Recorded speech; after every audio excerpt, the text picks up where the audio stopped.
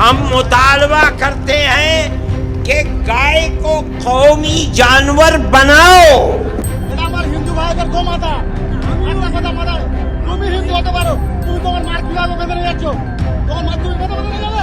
যাও যাও যাও চলে যাও চলে যাও ও চলে যাও, বেকার তোমাদের মাথা তুমি না চলে যাও, বেকার এখানে আনুনি, এটা কুরবানির হাট। बर्बाद गुलिस्ता करने को बस एक ही उल्लू काफी था। बर्बाद गुलिस्ता करने को बस एक ही उल्लू काफी था। हर शाख पे उल्लू बैठा है, अंजाम गुलिस्ता क्या होगा। सलाम, नमस्ते, सत श्री अकाल। मैं हूं आपके साथ हर्षिता मिश्रा और आप देख रहे हैं टाइम्स मेल। बंगाल में जिस तरह से मुसलमानों ने गाय से दूरी बना ली है, उसे देखकर तो यही लगता है कि बड़े बड़े हिंदू संगठनों के हिंदू रक्षक अब फरार हो गए हैं। सबसे बड़ा गौरक्षक तो अब खुद मुसलमान ही बन गया है। मुसलमान ही गौ हत्या रोकने के लिए गाय बेचने नहीं दे रहा है, गाय खरीदने भी नहीं दे रहा, गाय को राष्ट्रीय पशु घोषित करने की मांग भी कर रहा है, पूरे देश भर में गौ हत्या पर बैन लगाने की मांग कर रहा है। बाकायदा मुसलमानों ने हिंदू कारोबारियों को चढ़ाना शुरू कर दिया है। वो सीधे सीधे कह रहे हैं कि तुम अपनी अम्मा को क्यों बेच रहे हो, उसे घर ले जाओ, उसकी खिदमत करो, तुम्हारी गाय हम नहीं खरीदेंगे। तुम गाय बेचकर पैसे कमा लोगे, मौज करोगे, लेकिन हम तो जेल पहुंच जाएंगे। इस मामले में बंगाली मीडिया से लेकर उर्दू मीडिया, यहां तक कि हिंदी और अंग्रेजी मीडिया ने भी खबरें बयान कर दी हैं। कुछ दिन पहले हमने आपको इंडियन एक्सप्रेस के हवाले से भी खबर बता दी। अब द क्विंट की इस खबर पर गौर करें, जो ये बात बता रहा है कि बंगाल में मुसलमान गौरक्षक बन गए हैं, जबकि हिंदू कारोबारी गाय के कत्ल की मांग कर रहे हैं। द क्विंट ने अपनी खबर में बताया है कि बंगाल में सोशल मीडिया पर अचानक गायों की भरमार हो गई। एक वायरल वीडियो में मुस्लिम नौजवान जानवर बेचने वाले हिंदू कारोबारियों को रोक रहे हैं, उन्हें गाय के साथ वापस लौटा रहे हैं। वो सीधे सीधे कह रहे हैं कि तुम अपनी माँ को क्यों बेच रहे हो, उसे घर ले जाओ, उसकी सेवा करो, तुम गाय बेचकर पैसे कमा लोगे, लेकिन हम जेल पहुंच जाएंगे।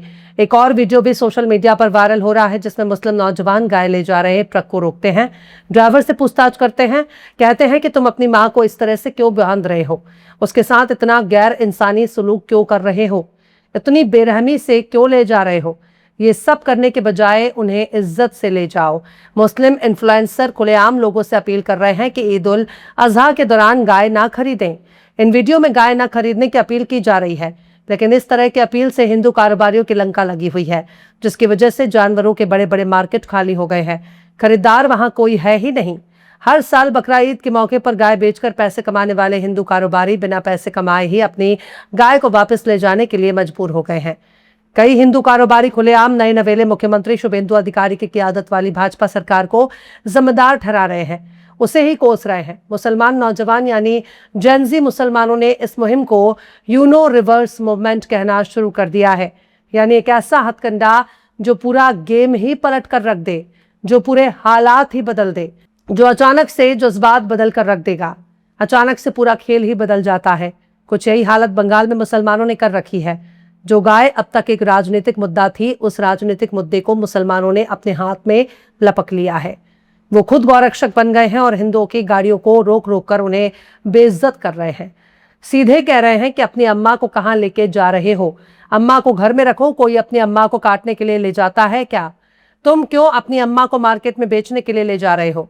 ये टोन न सिर्फ तंज से भरा है, बल्कि गाय बेचने वाले हिंदुओं को चढ़ाने का सबसे बड़ा जरिया भी बन गया है। हर साल जानवरों के बाजार, जानवरों के बड़े बड़े पशु मेले गायों से भरे होते हैं, अब वो खाली नजर आ रहे हैं। द क्विंट ने 20 मई की अपनी एक ग्राउंड रिपोर्ट में बताया कि इस साल कई जानवर बेचने वाली जगहों पर सन्नाटा पसरा हुआ है। इतवार की शाम तक बाजार में आमतौर पर 200-300 जानवर बिकते हैं, यहाँ केवल 2 गाय बिकती हुई हैं। मुसलमान खरीदार तकरीबन नदारद हैं। हिंदू कारोबारी काफी परेशान हैं, उनके सामने कर्ज एक पहाड़ बन चुका है, रोजगार पर खतरा मंडराने लगा है।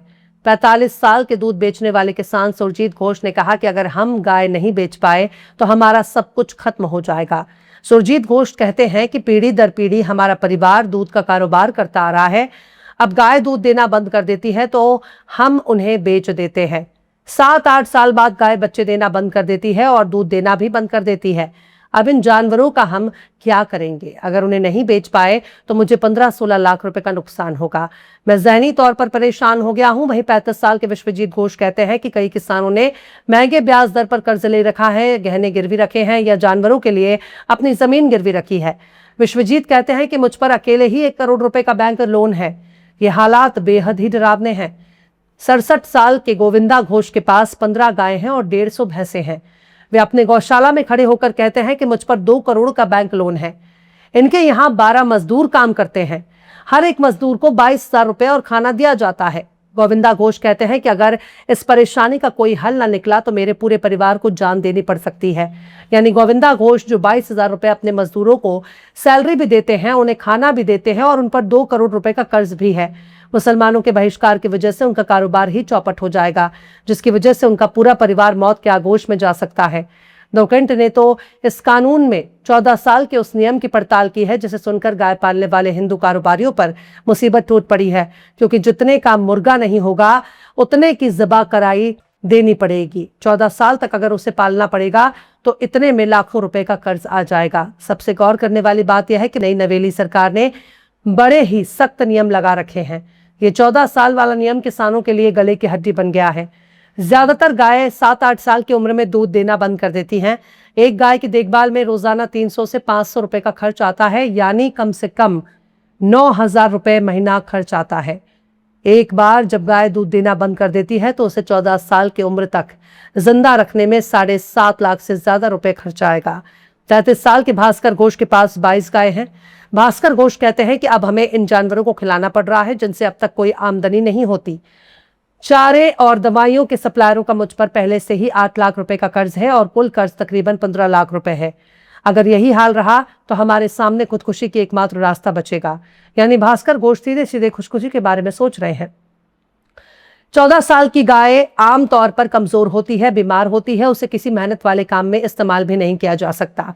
किसान कहते हैं कि कोई भी गोश्त के लिए गाय नहीं खरीदेगा। उन्हें लंबे वक्त तक जिंदा रखना माशी तौर पर नामुमकिन है। दूध का कारोबार करने वाले किसानों के लिए इस नए कानून का सीधा सा मतलब यही है कि एक बार गाय ने अगर दूध देना बंद कर दिया तो उसे फिर कभी बेचा नहीं जा सकता। भाजपा नेता अंबानी मंडल ने जानवर पालने वालों की बढ़ती नाराजगी को कबूल किया है। उन्होंने कहा कि 1950 के दौर का कानून है जिसे पिछली सरकार लागू करने में नाकाम रही। अंबानी मंडल कहते हैं कि हम अब कानून का पालन करवा रहे हैं। जाहिर है कुछ परेशानियां पैदा हो रही हैं, हमें उनका हल निकालना होगा। लेकिन जब उनसे पूछा गया कि क्या उनकी पार्टी ने पशुपालकों के राहत के लिए कोई मांग की है तो मंडल ने कहा कि अभी तक कोई ऑफिशियल डिमांड नहीं की गई। हालांकि उन्होंने कहा कि जल्द से जल्द कुछ सोचना होगा। पर बात सिर्फ यहीं तक नहीं है। बाद ने 18 मई 2026 को अपनी रिपोर्ट में मुर्शिदाबाद जिले के डेयरी किसान अपूर्वा घोष का बयान छापा है, जिसमें अपूर्वा घोष कहते हैं कि जानवर पालना ही हमारा रोजगार है। सूबे में तकरीबन 1 लाख परिवार ऐसे हैं जो दूध बेचकर अपना गुजारा करते हैं। वो कहते हैं कि हमारे पास 5 गाय हैं जो रोजाना 19 से 20 किलो दूध देती हैं। अपूर्वा घोष ने बताया कि एक गाय की उम्र ज्यादा से ज्यादा 20 से 21 साल होती है। उम्र बढ़ने के साथ साथ दूध भी कम होने लगता है। इस वक्त तक हम गाय को पशु बाजार में बेच देते हैं। नर बछड़ों को भी बेचना पड़ता है क्योंकि वे दूध नहीं देते। जानवरों को पालना बहुत महंगा होता है। अगर हमें ऐसे जानवरों को बेचने की इजाजत नहीं दी गई तो हम पर बहुत भारी पड़ेगा। यानी कुल मिलाकर यही कहा जा सकता है कि हालात अब पहले जैसे नहीं रहे। भाजपा बड़े लंबे वक्त से गाय नाम की घंटी हिला हिलाकर अपनी सियासत करती आ रही है, लेकिन अब इस घंटी को बंगाल के मुसलमानों ने भाजपा के गले में बांध दिया है और इससे उन हिंदू कारोबारियों को काफी नुकसान हो रहा है जो गाय पालते हैं, जो गाय को बेचकर मोटी रकम कमाते हैं।